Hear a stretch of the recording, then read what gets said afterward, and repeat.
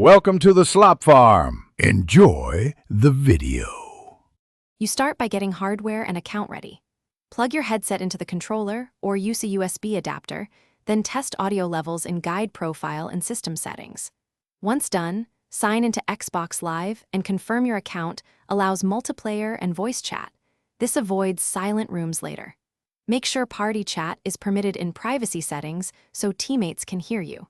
Now you're ready to join Marvel Rivals with voice capability enabled, which saves time when forming squads.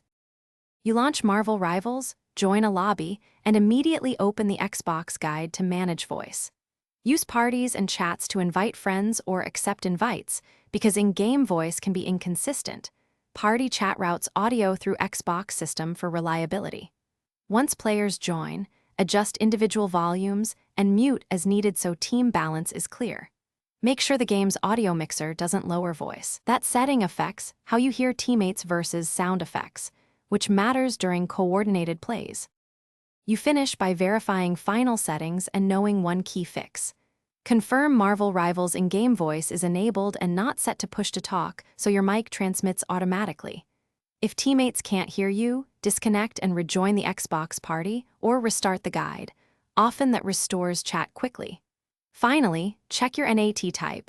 Open or moderate reduces dropped voice connections. If problems persist, reconnect your headset and test using the Xbox Parties app. Thanks for watching. Consider subscribing if we helped you today.